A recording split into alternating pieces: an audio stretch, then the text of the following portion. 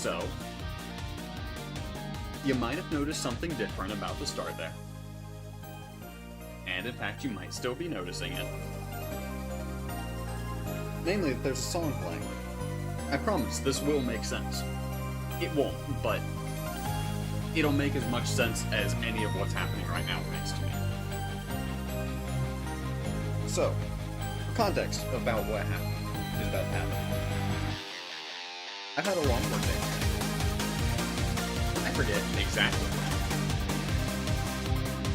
But it was probably somewhere around 2 in the morning. And I'm finishing up my day, finish up my last job, and I open up YouTube to have something to put on in the background on my drive home. And at the top of my recommendations is not actually this song. See, this is the part where it gets even more interesting. No, instead, it is, and I will need to pull up the exact name for this, because that is actually a rather important part of this.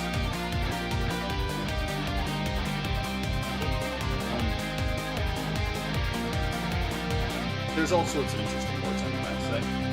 Me and my unregistered firearm, which has a thumbnail of an anime girl with a sawed-off shotgun so short that the shells are coming out of the barrel. And I was very confused. But also, I had been awake for 18-ish hours, probably, somewhere around there at that point. So I just decided, you know what, let's see what this is. And so I click on it. And, it's a 2.5-minute song, made mostly of audio clips of various mechanical functions from firearms. And the top recommended thing underneath of it is another song by the same guy. And it's a picture of an AE-86 from Initial D. And the title of that song is Professional Racist. That was the song you were just listening to. And I, being tired and thinking this is funny, because it is, objectively so, decide to send it to Levi. And something didn't occur to me here, which is the fact that the vast majority of people in the world do not know what Eurobeat is. Especially anyone who is under the age of, let's say, 25, and especially if they have never watched anime in their life. So approximately, and when I say approximately, I mean very exactly,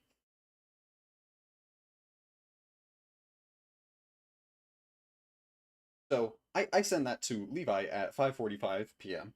and he replies to me at 6:29 p.m. I'm losing brain cells. It takes me a minute to figure out why. See, I just, like, first I just sent back, you know, is it because of me? It's because of me in it. Just joking. And then 30 seconds after that I realize, oh, I just introduced him to Eurobeat completely unprompted, and he has no idea what that is. I feel no shame. However, immediately after telling me that I've just given him brain damage, he proceeds to then say, can we do a special episode tonight? Because I want to rant about 2021. I don't know what's about to happen next. But I just felt that anybody listening to this should have my perspective. Because this has been a weird day for me.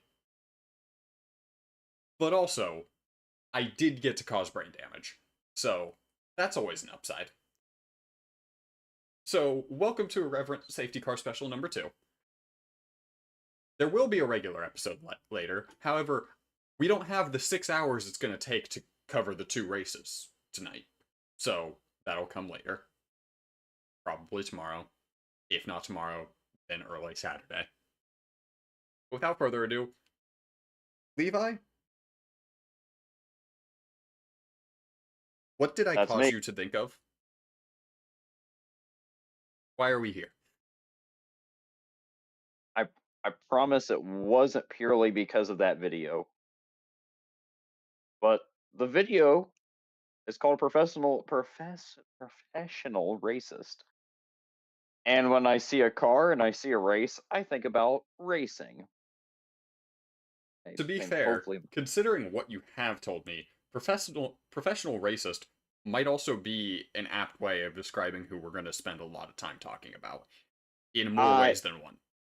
I you know what? Subconsciously, that may have been what spurred it all on. No, and listener, since Eli's completely contexted you, I think it's my turn to give context. Um, I'm playing with magnets right now, and something went wrong, and I'm kind of upset at this. I have to get this fixed. Anyway, no, it's time to lock in on the podcast. Um, Normal humans take a dump every day, and when I was taking my daily dump yesterday, I was on my phone like a lot of people do when they're taking their daily dump. And I kind of was doing some research for an upcoming special episode, which absolutely no spoilers. And I looked up best NASCAR season ever because there were a few articles I remember that kind of supported my argument for this season being one of the better seasons ever. And what was funny was what came up were a lot of results about the best individual driver performances ever. And what came up was what always comes up because of how many Hendrick fanboys there are around the world. If you're a Hendrick fanboy listening, I am sorry. This is going to be the most insufferable episode ever because I get to rant. At the If Um, they're still listening at this point, they are hate listening. yeah, like at this point, they just like it. At this point, they can't deny it. Um, but anyway, Kyle Larson's 2021 season came up as one of the most dominant NASCAR seasons ever. And I remember someone talking about it, and they kind of started out with, "Not that I want another season like 2021," and then that got my wheels turning because I have always, in my NASCAR viewing career, have viewed 2021 as my least favorite season ever because of several biased reasons. And I wish to rant about those reasons tonight, but also, um, yeah, it got me thinking about that season and how um, maybe I'm not the only one who feels this way. Because I remember the one man, and I was trying to find it really hard tonight because I accidentally deleted the page I was going to use, which is the most Kyle Larson thing ever to do. But um, but yeah, when I saw that, and it was coming from someone who was tongue bathing Kyle Larson, but even they were like, "Not that I want to see another season like 2021." It kind of got me thinking, maybe this secret episode I'm not talking about shouldn't be the only special edition episode where Levi talks to himself for an hour, because the 2021 season I think is worth talking about as someone from my perspective as a NASCAR fan. And I think a big reason I want to talk about tonight was because I saw that comment, and not only that, but I also Eli this also fueled it. So I know this is the longest context ever, but I think the first, so that was the final nail in the coffin. I went George Lucas and I gave you the original trilogy first. The prequel to that was Saturday night when me and Eli recorded. We were going through some of our favorite paint schemes. Oh, holy crap. No, it was Sunday after Ryan Blaney won. And I was so happy that Kyle Larson didn't make the championship four that I proceeded to send Eli almost all of Kyle Larson's paint schemes ever. And I said Kyle Larson has literally never had a good paint scheme. Dang it, what's it called? What did I call it? A rant? A I don't know. I'm gonna have Dang to it. Now scroll through a lot of text messages. I was about to say I guys I sent him like every paint scheme of Kyle Larson ever, and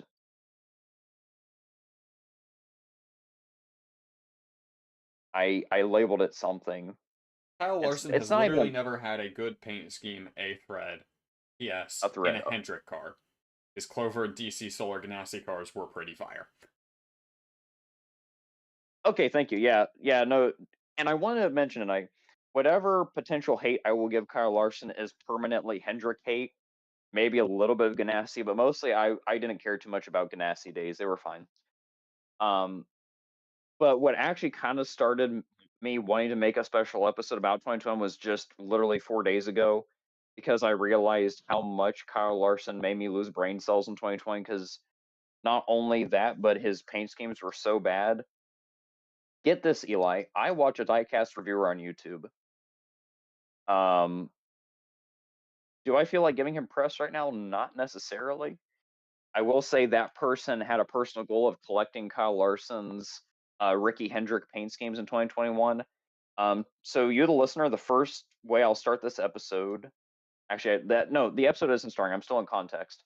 Um, Kyle Larson ran three Ricky Hendrick paint schemes in 2021.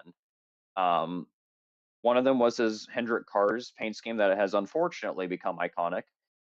Um, the other one was his Nations Guard one, that atrocious black and white car with green accents, and his other atrocious black and white car with light blue Freightliner accents. And I was watching his review on his Freightliner car, and he said, honestly, this paint scheme is bad. I only got this to complete the set. And I was saying to myself, okay, so there's someone else out there who also acknowledges, like, finally, someone who doesn't tongue bathe his Ricky Hendrick throwback paint schemes. And then yesterday, I'm like, finally, someone who doesn't like 2021.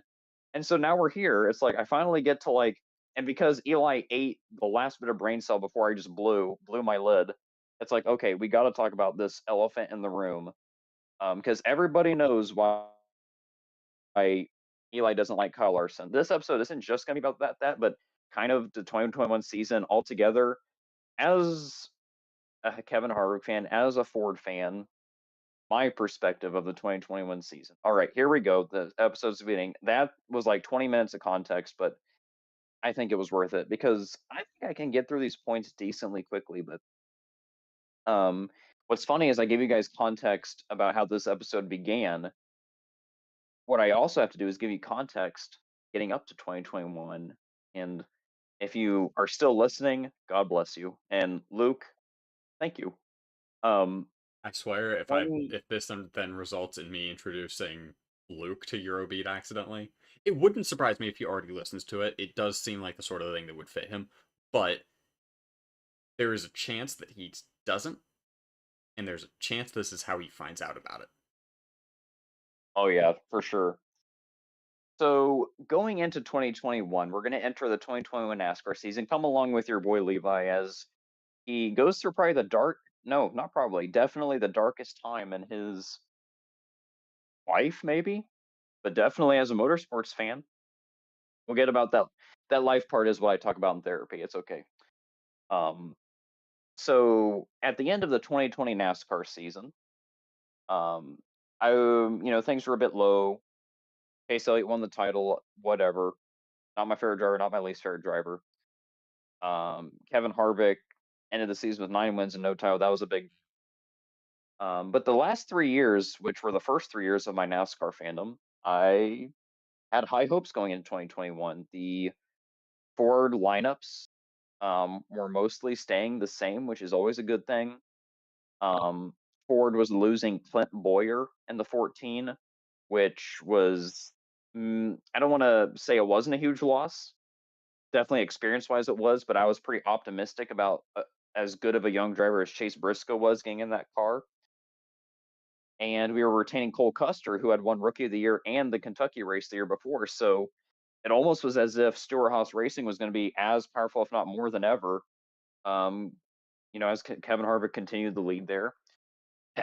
um, you looked at the scope of Toyota, which also was staying the same. Kyle Busch was coming off his worst season ever in Toyota. Martin Truex was coming off an abysmal year at Toyota. Jay Hamlin was coming off a very strong year at Toyota. And then you look at the Chevrolet camp, and I think this is a big reason why 2021 kind of got to me so much is because I did not expect the year to go at how it went. Because as a Ford fan, I have a lot of optimism at the end of 2020 going into 2021. Very excited for the season to begin. Um, and Chevrolet is retaining Chase Elliott, but usually what happens after a driver wins a title is, unless you're Jimmy Johnson, you typically don't win the title the year after. So I feel comfortable about that. I still, at this point, still really think William Byron is a Mickey Mouse. And I honestly feel like William Byron will never amount to anything at this point. I still contend that Alex Bowman at that time was not impressive either.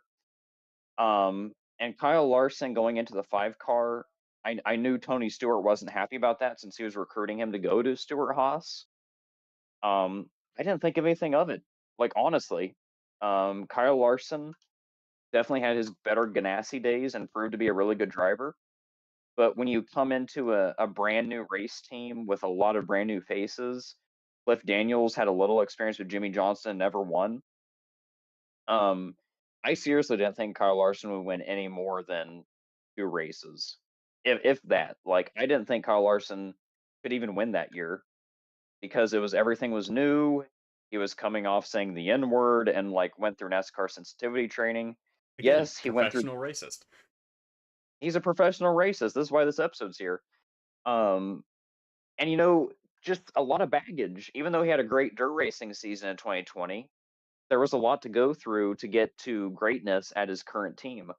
So to me, Hendrick was kind of already dead. Like I was completely because also as a Ford fan, Chevrolet hadn't won more than 9 races the past 3 years with only 4 wins in 2018. And so it's like, okay, they retained their lineup. I guess Chevrolet has Tyler Reddick with RCR, but RCR is still garbage. Ganassi is getting worse every single year. There is literally no reason to think that 2021 won't be Ford's third manufacturer title in 4 years, and probably one of their drivers will end up champion.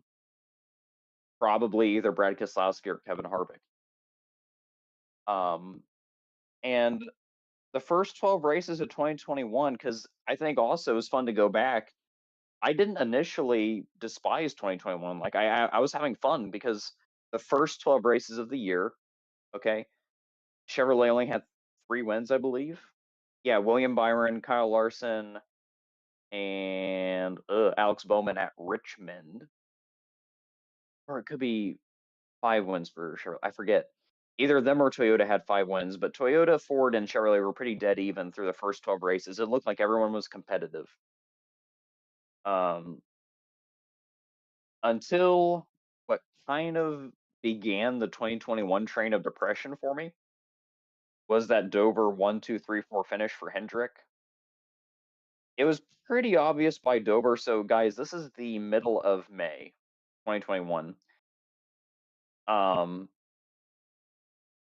I remember usually when I have a packing slip that says I bought diecast that month, that's a really good indicator that I was very much into NASCAR. So history says I was still in it as of May 2021. And after that Dover 1, 2, 3, 4, I forget if it happened instantly or it was in the middle of the summer that Chevrolet went on to win 6 races in a row. And that was kind of the nail in the coffin for the manufacturer's title when you kind of have double what everyone else has that early in the season. It's not horrible, but you're in mid-season form. You have a huge lead, and at this point, this is my first time as a racing fan really experiencing a ton of adversity like this. Like Chevrolet had reached a level I did not think they would reach at all that year. I thought 6 wins is what they were going to get that year, period. And they already had that in 6 races in a row in summer 21. And this is where kind of the meat of this discussion goes, where this special episode talking about 2021 from my perspective and why it kind of changed everything in a way of kind of like of how I view racing, how like my expectations going forward, where my expectations were always kind of at a certain point my first 3 years to this year, I'm just getting like completely everything is 180ing because of course at this point in the season I'm realizing okay, this Chevrolet is the best manufacturer in NASCAR. Kyle Larson is probably the best driver this year at this point because at this point he three-peated, so he already had 5 or 6 wins. It was 5 wins because I remember after the Sonoma race in 2021, that was early June. I remember clocking out. Like I remember for the next month or so, I didn't watch any NASCAR. I was completely oblivious to what was going on. At that point, I still got updates on my phone, so I was kind of aware who was winning and who wasn't. But yeah, I was kind of not interested up to that point. Um, But not only this, while we're in the middle of 2021 and we're kind of beginning to go downhill, um, listener, if you have no clue where you are in the episode or what's going on, we are about to, or Order 66 has just been initiated, and the rifles are being pointed. No one's gotten shot yet, but yeah, it's happened. Things are going downhill fast. I'm realizing I'm kind of not into this right now, and yeah, all this is happening. And I wanted to go through this really quick because I think a point maybe have already said. If not, it will be in the special episode about how good the years prior to 2021 looked in terms of just overall paint schemes. Like, paint schemes to me in NASCAR are a big reason I watch. Guys, 2021 may have been the worst looking year in the Gen 6 era. The cars looked fine. Actually, no, they didn't, because the Camaro ZL1 literally looked like a joke. They literally just took the Camaro ZL1, buffed out the features to flatten it more so it would be more aerodynamic, because their original Camaro ZL1 was a failure. And we'll get to that in 2018. But yeah, the car didn't look great. But in general, the Gen 6 car to me looked fine. So the Mustang Camry were okay to me. I liked them. But I made a list, Eli, of my favorite paint schemes that got abolished in 2021. So not only, guys, from the competitive perspective of racing for me that I enjoy, that kind of got pooped on that year, where I love racing when my guys are competitive, my guys are in the fight. They were all dead.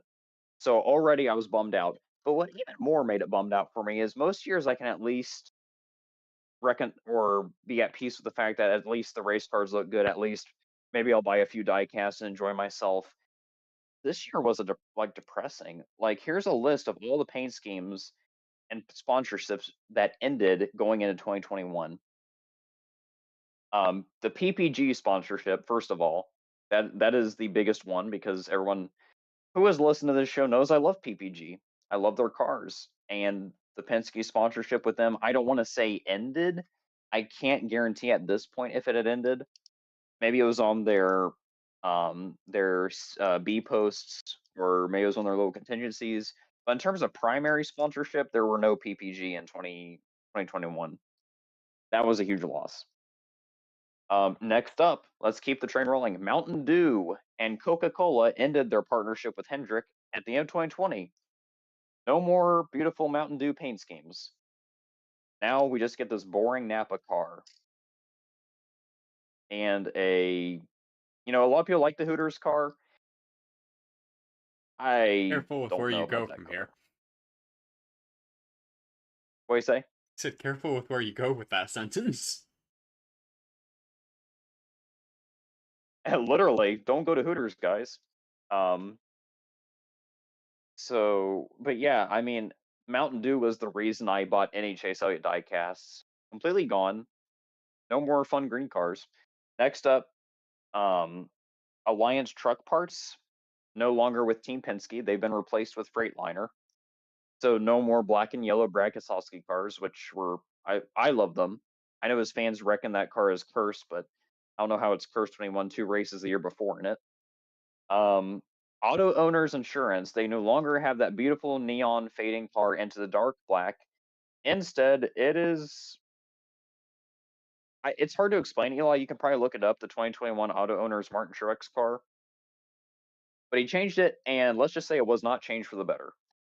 Going on, the number 14 is now piloted by Chase Briscoe, which means no more Peak paint schemes, or Peak or Blue Def, which were 2 really good paint schemes from Clint Boyer. Those are gone, replaced by a really vanilla highpoint.com car.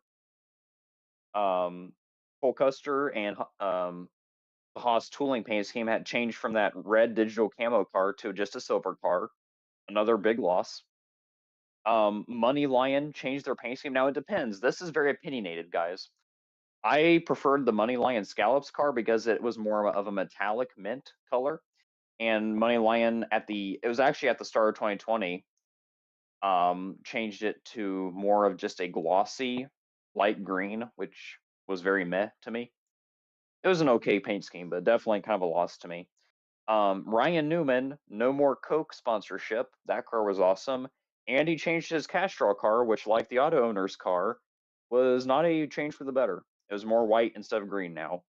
Oh, and did I also mention that Jimmy John's lost their sponsorship with Kevin Harvick, which is one of the reasons to start watching racing in the first place. The dagger continues to get plunged into my heart. And Kevin Harvick changed his Hunt Brothers scheme, which instead of a neon green on the sides, kind of a, not neon, but a really bright Kelly green, it is now a dark matte green. Guys, I was suffering.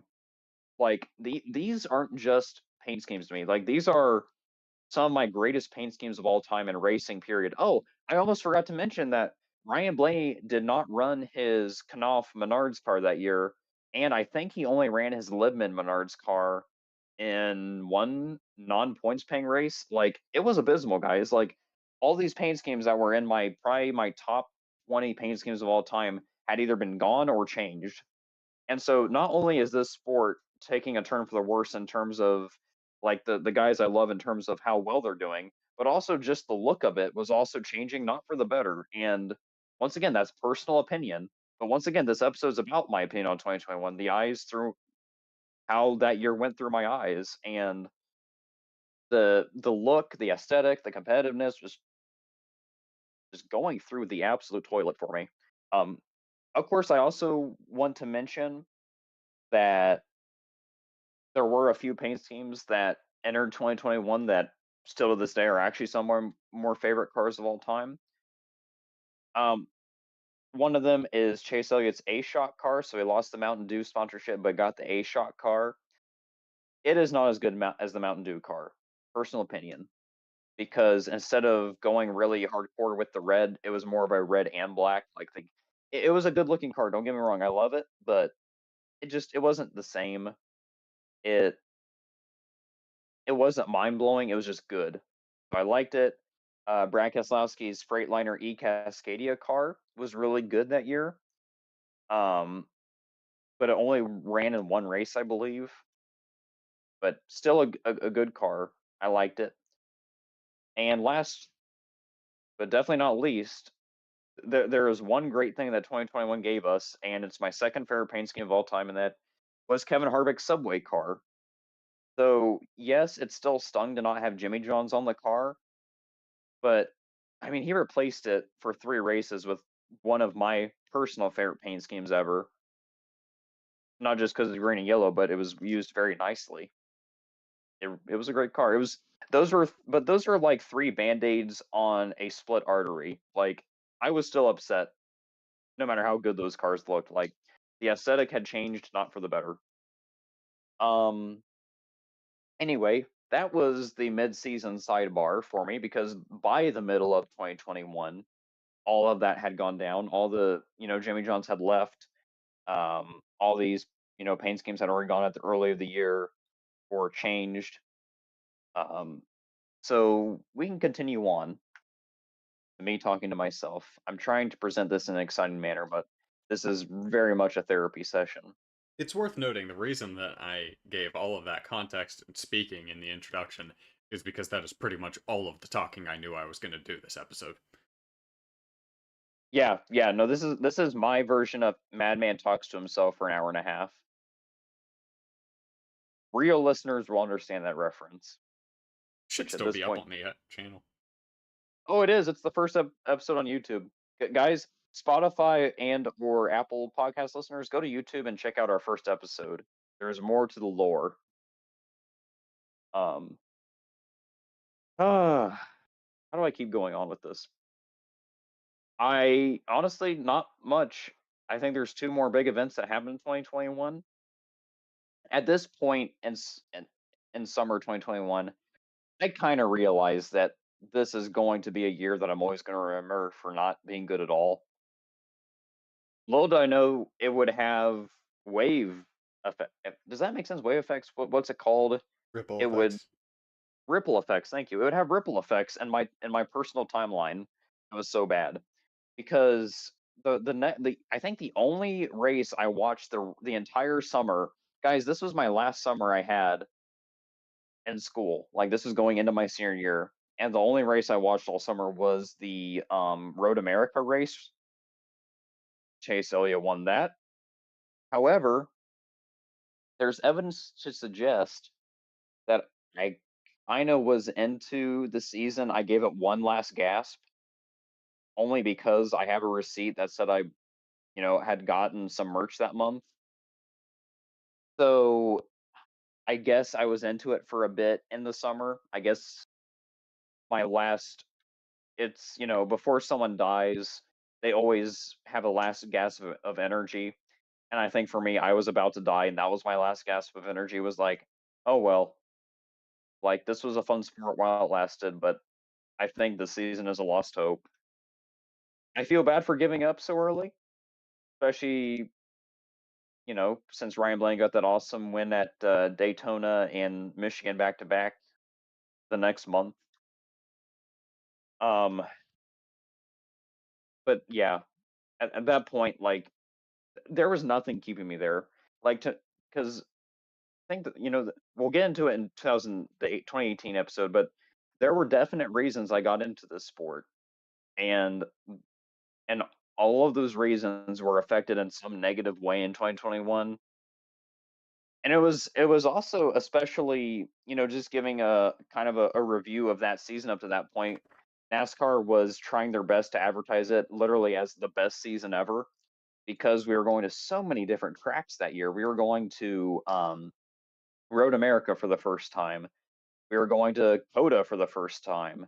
Bristol Dirt was happening. We were going to Nashville Super Speedway for the first time. Those are just the ones I can think of off the top of my head. Let me get racing reference up really quick. Oh, look at that! I deleted that too. Like subconsciously, I can't even take 2021. Like I'll do research on it and delete it even without thinking because I hate it so much. Even when you're actively planning on doing an episode about it. Seriously, I can't keep it. I just can't keep it up to remind me of all these negative memories. The thing is, this is also a really rough season for NASCAR to have something like this happen. Considering, Because of how good F1 was. yeah, considering how big of a deal Formula One made racing this year in particular. Honestly, guys, I didn't formally start like I'm not sure understanding is the word, but paying full attention to Formula One until 2022. I knew what F1 was for years, but I didn't regularly check the standings. Oh, to go back to be a part of 2021, literally. Oh, like I wish instead of NASCAR that year, I followed Formula One. It was My heart something. would have been a lot. My heart would have been a lot less broken. That's for sure.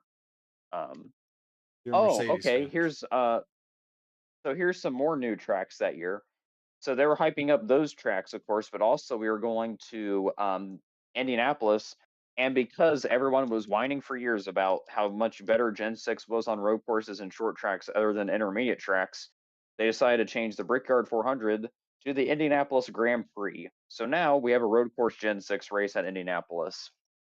Um, just looking at the schedule with all the new tracks. Oh, and the Daytona road course. Okay, there were 6 new venues that year, Eli.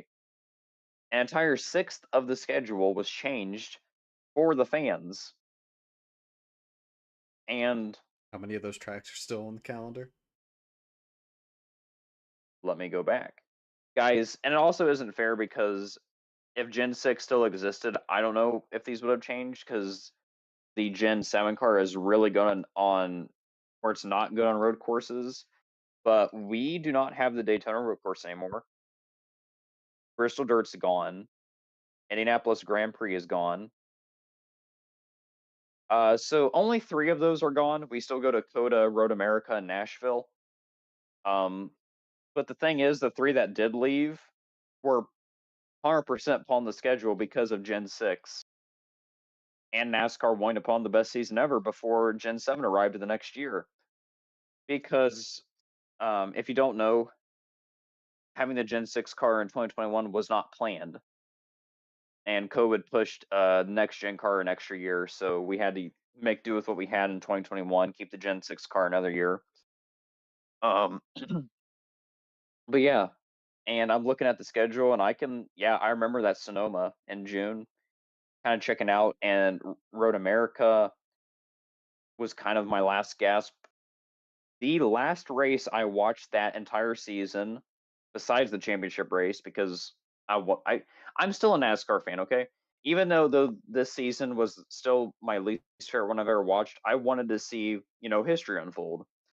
The last race I watched before that was the regular season ending Daytona race where Ryan Blaney won. I was happy, but I was kind of gone at that point because I knew nothing was going to change that season around at that point. There was so much momentum on the Hendrick side of things. So I did not watch any of the playoff races that year except the last one. Like, this is kind of the end of my 2021 story. I kind of go off for a long time not watching any racing until the tire race. I go off into several other hobbies. Trying to think of all the ones I got into, and it was definitely a lot. Um, but yeah, I kind of think I'm kind of done with 2021. Do I have any more notes? You know he's Um, serious when he has notes, and it's not just me with the stuff written out. I think I covered just about everything. So I think the last thing to cover is the ripple effects for this year, and then after that, I'm just gonna talk about 2021 and it's kind of the legacy. Um, because the ripple effects of 2021. Get this, Eli. I went back. I dug deep. By this time, I was off the pot. I had already taken a dump. Like, my dump was complete, and I just kind of thought for a second, and I kind of went back in my journal and thought for a second that, wow, I had watched some races in 2022 the next year. I wasn't seriously into racing again. So get this, guys. So September 2021 was the start of me not caring. Like, that was when I kind of just stopped because of interest. I didn't start actively watching again until July 2022. Or my bad, no, August 2022. So the day I stopped to the day I came back was almost a year. Like, I spent such a long time like like not doing anything really, like watching the races when they happen, but in terms of like just like how much I would think about it, or how much I go on a sim and play it, or how much merch I would get. I didn't like do anything for a year. Like, it was so bare bones for such a long time. What got me back into racing, I'll cover this here. This isn't just about 2021. You know, 2020 had ripple effects for almost a year. I didn't care. It's not that I didn't care, maybe is not the best word. I didn't, I, my brain ceased to produce serotonin for about a year when I watched stock cars go around in circles. That's the only way I can explain it. I know it's autistic, but that's the only way I can explain it, because I could say I didn't care, but I did. I cared, but once again, it's just the things I loved about it were gone. Why would you love it anymore? It's kind of like if Eli got his brain wiped, and they also not just wiped his brain, but they also gave him a different personality. It's like, okay, the shell is still there, but nothing I liked about that person is still there. It's like, not only did they, like, the guys I liked in racing were good at that point, or like my entire manufacturer I liked was good, but also the look of the cars for such a long time, like everything I loved was kind of gone. That's pretty insane, but it was. Um, what got me back into racing was going to my first in-person racing, an in-person NASCAR race ever. A family friend took me to Michigan, where Kevin Harvick just so happened to break his winless streak. I remember that race and being very excited for my first ever NASCAR race. And of course, like, I hadn't taken this. I just I, realized I something. guess I'll just say what. Sorry to interrupt. I just realized That's also how I found out that you liked racing. Oh, really? Yeah, him getting you the I ticket because I for that race. Oh, that's so funny because okay, yeah, that's September. The next month was when we kind of got to talk about it for the first time. Like we were um yeah, we were down in Chillicothe. You had the Kimi Räikkönen hat. Yep. That's too funny. Well, Eli, little did you know that that ended probably the darkest period of my racing fandom. That's so funny, but yeah, like, and it didn't just stop there.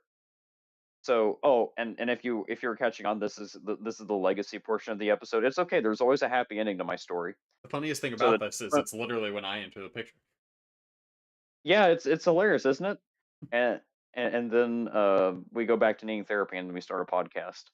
Um, no, but watching Kevin Harvick win the first race I ever go to, it's never going to happen again. Eli, I can confident. I need your opinion on this because truthfully, I've heard of so many people who go to races their entire life and their favorite driver never wins that race. Like I had a 1 in a million experience of going to this race that at first I don't want to say I wasn't excited. I was definitely excited, but I didn't have many marbles on the table for it in terms of like hype. Um, so I go to this race that I want to go to, but I hadn't, I guess, wasn't locked in on. I'm trying to You didn't find the have best words. expectations. Thank you.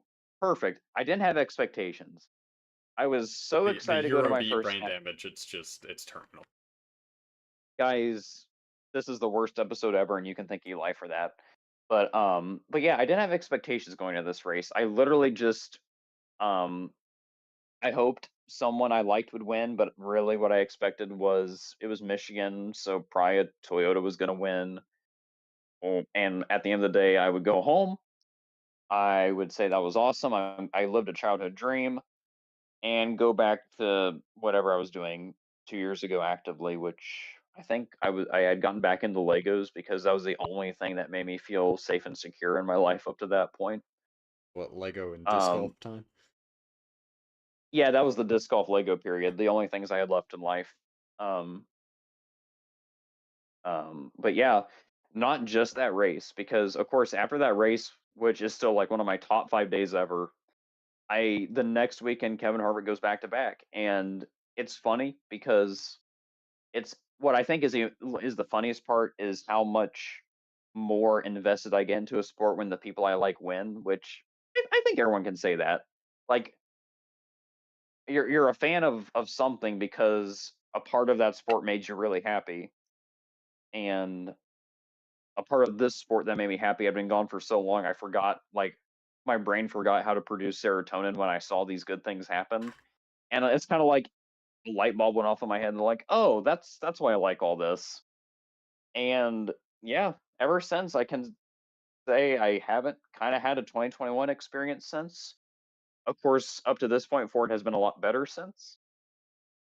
I kind of have embraced the next gen car in a way. Like I'm still not a huge fan of how it looks, but like uh, I'm kind of here nowadays. I watch it more because I just love stock car racing.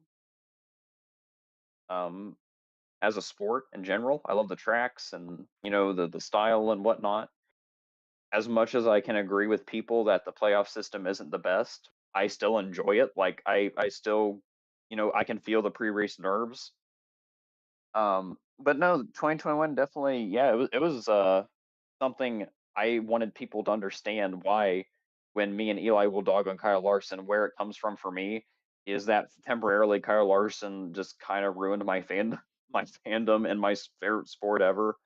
Just like like the best word I can come up with is parasite. Like absolute parasite. And of course now it's I can deal with it better because I'm kind of numb to it.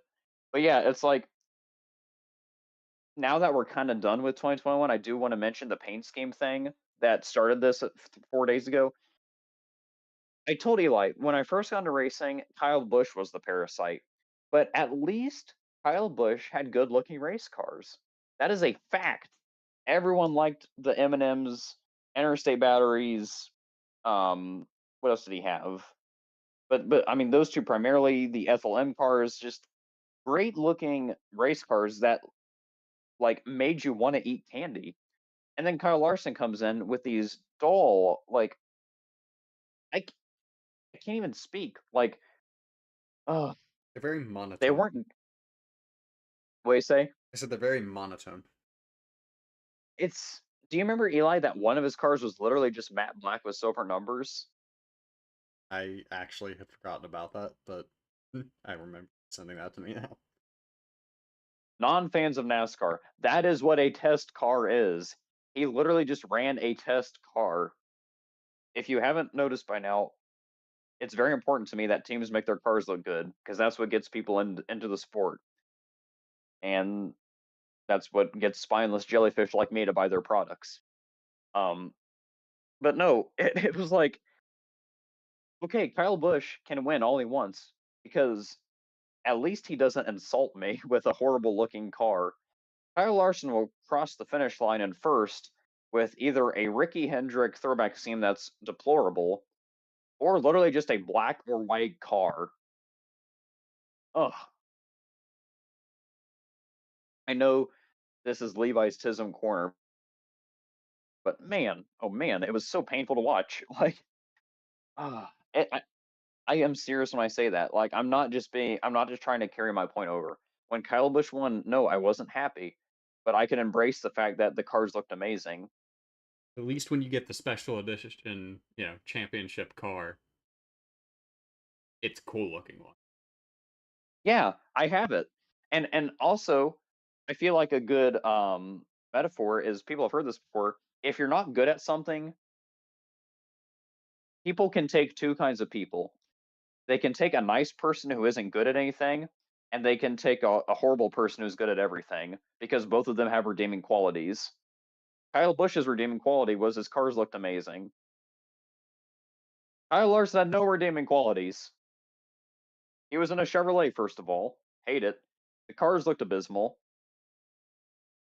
And I mean, I can't hold like the N word against him because it's 2024, but it's kind of awkward to know that that's the lore. Like the reason he's in the 5 car in the first place is because he sucked for a brief period of time. See, the funny thing is, I was literally about to start playing that song in the background really quietly right before you said that. Yeah, please do though. Like, no, we don't hold grudges on this podcast, but you got to admit, in 2021, every time Kyle Larson was on the track, it was a bit awkward. We do not hold grudges, except for the fact that we totally do, and also we embrace memes. Yeah, it's one of those things. But I mean, I like now that 3 years has gone by that I can explain my trauma a bit better and kind of understand where I'm at. It's good to be here. Love it. But yeah, it was time it was time to settle the elephant in the room that was 2021. Why I had so much hopes and dreams coming into the season and how it kind of got crushed and kind of made it so I never wanted to watch racing, not again, but for a good long time. But that's my one song sad story. That ended happy. It's okay. We're all good now. But I mean, you learn a lot too. It's kind of nice to have that season where, when you're in the sport long enough, you can pridefully say, "Oh yeah, I had that season." For me, 2021 was that season where like nothing went right. Oh, and another big elephant in the room. If you have any idea of what went on in 2021, I will acknowledge the Kevin Harvick Chase Elliott debacle at Bristol. And yes, if you're wondering, I wonder if it made Levi upset that Kevin Harvick was about to win and his favorite Kevin Harvick paint scheme ever at Bristol, and it got screwed up by Hendrick cars. I don't think It they were did. wondering. It did. What do you say? I said I don't think they were wondering. I'm pretty sure they knew. Yeah. And you know what? I didn't watch that race because it was, at this point I was done. I remember seeing that on my phone and literally just like I didn't know what to say. Like at this point, I'd become so numb to the sport as a whole. I think I just kind of went about my daily life and decided like I'm glad I literally probably thought in my head, I'm glad I'm not watching this year. Oh, literally. If Kevin Harvick, oh my gosh, okay, so this special up is kind of gonna be over. I think I just came up with my next special episode. Let's do the alternate timeline. Kevin Harvick wins at Bristol in the subway car. What happens to my life then? So you're all done. Looking through the eyes of a Ford man. I think I'm done. I think I'm done with the 2021 bug that bit me. So come back for Safety Car Special 3, where I talk about 2021 in a very different series. And how this started happy and kind of ended happy. I mean, for me, 2021 was a great year. I got back into Formula One, and, you know, my team won for the first time. It was basically the end of what your story was, except mine lasted a decade. I don't know if that'll be actually the next special one-off episode we do, but that will happen at some point. Also, there's going to be an episode where Levi has to understand and learn why Eurobeat is a thing and why it's associated with cars. There is so much lore to uncover here on IRREVVVERENT. Guys, that was my 2021 lore. That's why I am the way I am. And that's why I've been insufferable through these playoffs because Ford is winning and I'm losing. Slowly and surely. So, tune back in probably tomorrow as we discuss two of the most chaotic races to happen in years in Formula One and NASCAR, respectively. But until literally, we're not just hyping it up. Like these were historical races. We were gonna do the episode yesterday, but I was too tired to be able to process everything that we needed to start. So it's going to take some actual work. But until then, we've been Irreverent, and I'm just going to let the song play out to the end. And we've been depressed. I mean, you've been depressed. I've just been over here vibing. I got to test out like new nib that I had and some ink. Turns out, this ink, if you put enough of it on the page, is actually iridescent. Which is really cool. More than anything I had.